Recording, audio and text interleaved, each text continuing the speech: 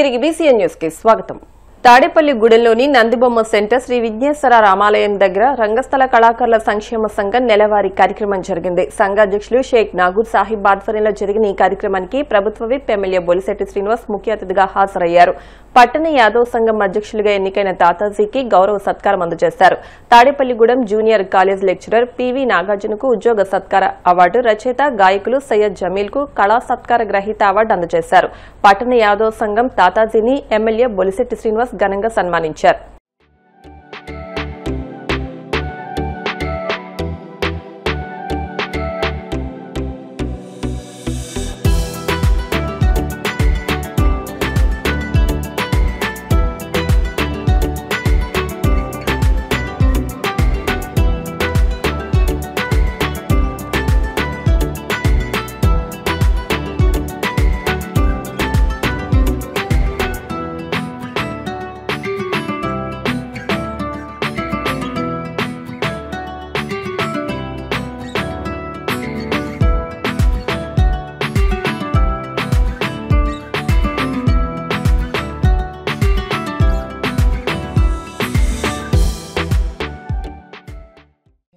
యాదవ్ సంఘ ప్రెసిడెంట్ గా నా మిత్రుడు నక్కేల తాతాజీ గారిని ఎన్నుకున్నందుకు ఆయనకి అభినందన తెలియజేస్తూ మంచి కార్యక్రమాల్లో ముందు ఉండాలని, మీ సంఘానికి మంచి చేయాలని నేను మనస్ఫూర్తిగా కోరుకుంటూ, మరి ఆయన యాగ్రామ్కి ఎన్నుకున్నందుకు యాదవ్ సోదరులందరూ కూడా పేరు పేరు నా ధన్యవాదాలు తెలియజేస్తా ఉన్నా.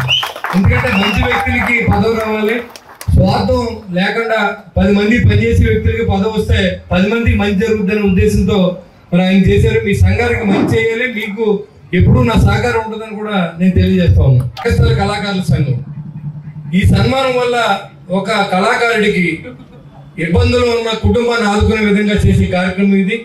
నాకు చాలా ఇంట్రెస్ట్ అయిన ప్రోగ్రాం. ఇప్పుడు టైం సరిపోక నేను చాలా ప్రోగ్రాం రాలేకపోతున్నాను. అయినప్పుడు కూడా నేను ఆర్థికంగా ఆ సంఘాన్ని ఆదుకుంటూ ఉండాలనే ఉద్దేశంతో నేను పనిచేస్తూ ఉన్నాను. తప్పకుండా ఇవాళ 11 వచ్చి రేపు పొద్దున పోవచ్చు, కానీ మనం పోయేది మంచి, పోయిన తర్వాత మనకు వచ్చేది మంచి, మనకు కూడా వచ్చేది మంచి. ఆ మంచినే తీసుకెళ్ళాలి. ఎవరు ఏమనుకున్నా నాకేమీ పర్లేదు, నేనేం పట్టించుకోను. ఎందుకంటే నేనేం చేయలేదు కాబట్టి. ఇవాళ వాళ్ళు ఎలక్ట్రిక్ లైట్స్ ఎల్ఈడి లైట్లు వేసాం కాబట్టి సక్సెస్ అయింది కాబట్టి ఆ ఫార్ములా ఇప్పుడు వాడుతున్నాం. అది చాలా మంది తెలియక మాట్లాడుతాడు, మూర్ఖులు మాట్లాడుతుంటారు. నేను వాళ్ళకి ఏం సమాధానం చెప్పాల్సిన అవసరం లేదు. ఎవరైతే పనిచేసే వ్యక్తులు ఇవాళ హై స్కూల్ జరుగుతుందంటే దానికి కారణం ఎనిమిది తమ్ముడు. ఇవాళ ఈ గుడి ఎలా ఉండేది, నందిబొమ్మ సెంటర్ అనేది ఐకాన్ చేసిన ఘనత మీ మిత్ర బృందాలకు అంతా దొరుకుతుంది. అది ఎనిమిది తెచ్చడానికి మన ఏటీఎం మన మహేష్ గారికి మనందరూ కలిసి ఈ పట్టణానికి కాదు ఈ కాన్స్టిట్యున్సీకి మంచి చేసేందుకు మీరు సహాయం చేయండి అంతే. నాకేమి మిమ్మల్ని ఎప్పుడు నేను ఇబ్బంది పెట్టలేదు. నేను ఎవరిని నాగా క్యాకేసిన డబ్బు కూడా అడగలేదు. ఎవరైనా డబ్బు ఇస్తామంటే పలానా కార్యక్రమానికి ఇమ్మని చెప్తాం, ఇప్పిస్తాం. పవర్ ఉంది కాబట్టి ఇప్పిస్తాం, పవర్ మీకోసం వాడతాం. నేను ఎవరి దగ్గర చేయకపోవాల్సిన అవసరం లేదు, అడగను కూడా, నాకు అవసరం కూడా లేదు. అది అందరికీ తెలుసు. ఇవాళ చాలా మంది మాట్లాడుతూ ఉన్నారు, బతుకున్నానని చెప్పడం కోసం ప్రెస్ మీట్లు పెట్టి నా గురించి చాలా మంది మాట్లాడచ్చు. వాళ్ళందరికీ భగవంతుడే సమాధానం చెప్తాడు. నేను చేసేది మంచి అయితే నేను విన్ అయ్యాను, నేను మంచి కాబట్టి. ఆ రోజు ఒక 5 సంవత్సరాలు గ్యాప్ వచ్చి ఉండొచ్చు, ఆ రోజు నేను ఎగ్గపోయినా పర్లేదు, ఈ రోజు నెగ్గాను. నేను నెగ్గాను, నా పవర్ మీకోసం వాడతా. ఎవరైతే 10 మంది కోసం పనిచేసే వాళ్ళు పవర్ ఉంటే పని చేస్తారో వాళ్ళందరికీ పవర్లో తీసుకొస్తాం. అంతేగాని నా స్వార్థం కోసం నాకు పదవి వచ్చింది కదా ఇంకెవరు రాబోయినా పర్లేదు నేనేం అనుకుంటలే. ఈ ఎమ్మెల్యే పదవి అలంకారం 5 రోజులు 5 సంవత్సరాలు. ఈ 5 సంవత్సరాలు అంటే ఇంకో 3.5 సంవత్సరాలు ఉంటాం మా అయితే. కానీ తర్వాత మనందరూ కలిసి ఉండాలి. నేను ఆ ఉద్దేశంతో పనిచేస్తాను. అంతేగాని నోటికి ఏదో వచ్చేది మాట్లాడి గవర్నమెంట్ దాన్ని తిట్టి నాకు అవసరం లేదు. నేను పని చేసుకుంటే వెళ్తాను, నా జయంగా పెట్టుకుంటే పని చేసుకుంటే వెళ్తాను. ఎవరు ఏమన్నా సావండి, మీరు మొత్తవారంటే నాకేం బాగలేదు. మీరు విన్నాను అనుకోండి, బాగుంటున్నాడు పైన. మంచి అంటే మైక్ లో చెప్పండి, చెడ్డ అయితే డైరెక్ట్ గా వచ్చి చెప్పండి. మీరు తప్పు చేస్తున్నారు ఎమ్మెల్యే గారు అని చెప్పండి, సరిదిద్దుకుంటారు. ఇక భగవంతుడు సాక్షి చెప్తున్నాడు, నేను తప్పు చేస్తున్నా మీరు సరిదిద్దండి, మీకు మంచి చేస్తే నాకు సహాయం చేయండి. బంగాళాఖాతంలో ఏర్పడిన అల్పపీడన ప్రభావంతో తిరుపతి జిల్లా గూడూరు డివిజన్ వ్యాప్తంగా విడతల వారీగా భారీ వర్షం కురుస్తోంది. రోడ్లపైకి వర్షపు నీరు రావడంతో వాహనదారులు ఇబ్బందులు పడ్డారు. కూరగాయల మార్కెట్ బురదమయంగా మారింది. చల్ల కాలువ పంబలేరుపై క్రమంగా వరద ప్రవాహం ఎక్కువవుతోంది. మరో 2 రోజులు భారీ వర్షాలు ఉంటాయని వాతావరణ శాఖ తెలపడంతో లోతట్టు ప్రాంత ప్రజలు ఆందోళన చెందుతున్నారు.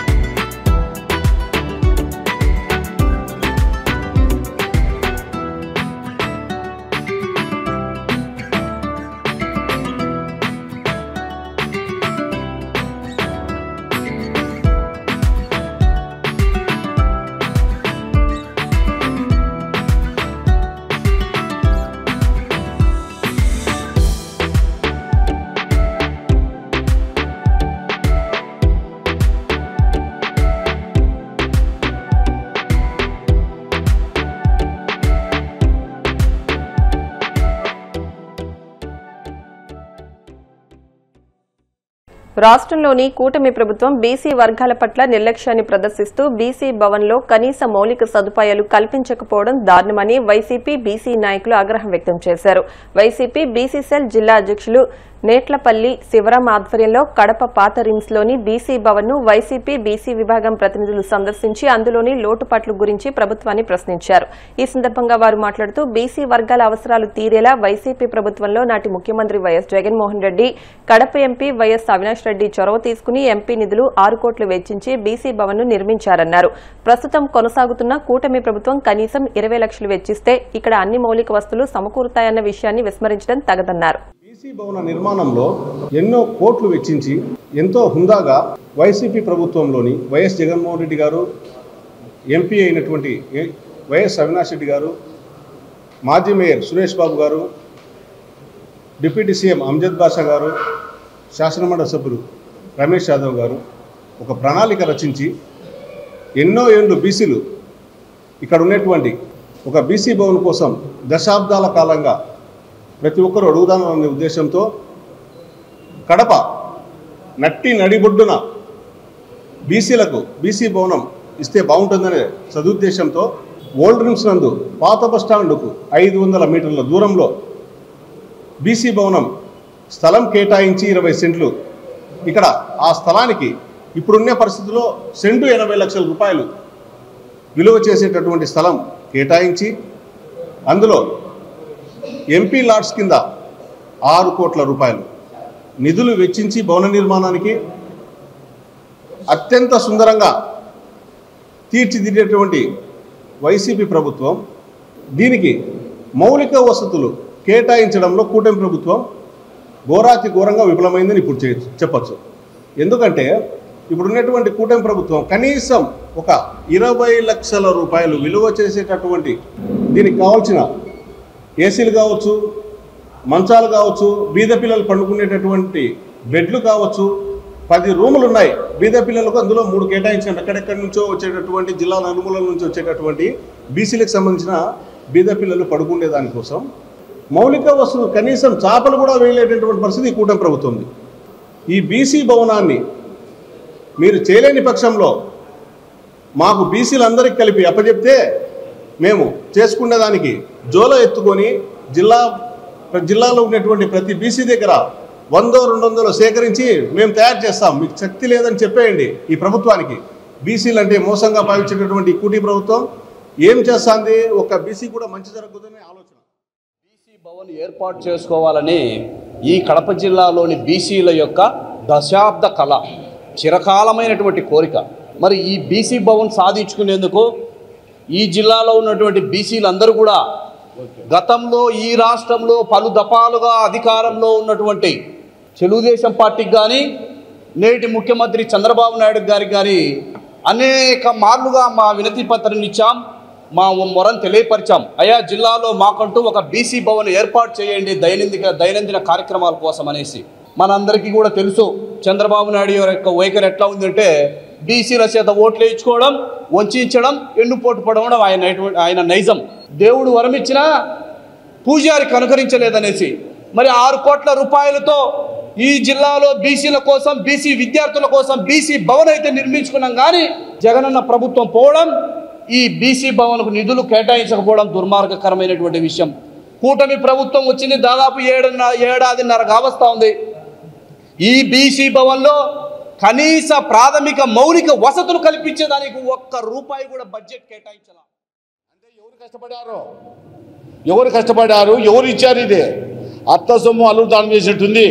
మా నాయకులు కష్టపడి, మేమంతా కష్టపడి బీసీ భవన్ మా ఎంపీ గారు 6 కోట్ల సొంత నిధులతో దీనికి ఇవ్వడం జరిగింది, కట్టడం జరిగింది. కానీ ఈరోజు బీసీ భవన్కు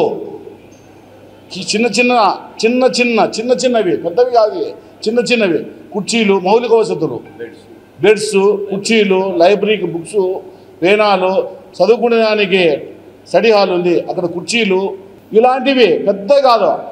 అంతా ఒక 50 లక్షల పెట్టుబడితో తయారయ్యేటివి ఇవన్నీ. కానీ కూటమి ప్రభుత్వం దాని ఫంక్షన్ హాల్ కింద బాత్రూములు లేవు, కొద్దిగా అంత కలిసి 50 లక్షలు పెట్టుబడి. కానీ కూటమి ప్రభుత్వం అది పట్టించుకోవడంలే. అది అసలుకు దాని బీసీ భవన్ ఉంది ఆలోచన వాళ్ళకి లేదు. ఉంటే ఇది డెవలప్ అయ్యింది. వార్తలు ముగించే ముందు ముఖ్యాంశాలు మరొకసారి. దుబాయ్లోని సిఐఐ రోడ్ షోలో పాల్గొని ఏపీలోని అవకాశాలను వివరించిన ముఖ్యమంత్రి చంద్రబాబు. సరైన ప్రతిపాదనలతో వస్తే పరిశ్రమలకు తక్షణమే అనుమతులన్న సీఎం. బ్రిస్బేన్లో పర్యటించిన మంత్రి నారా లోకేష్. ఆంధ్రప్రదేశ్, ఆస్ట్రేలియా మధ్య వాణిజ్య, విద్య, సాంకేతిక బంధాలను మరింత బలోపేతం చేయాలని పిలుపు.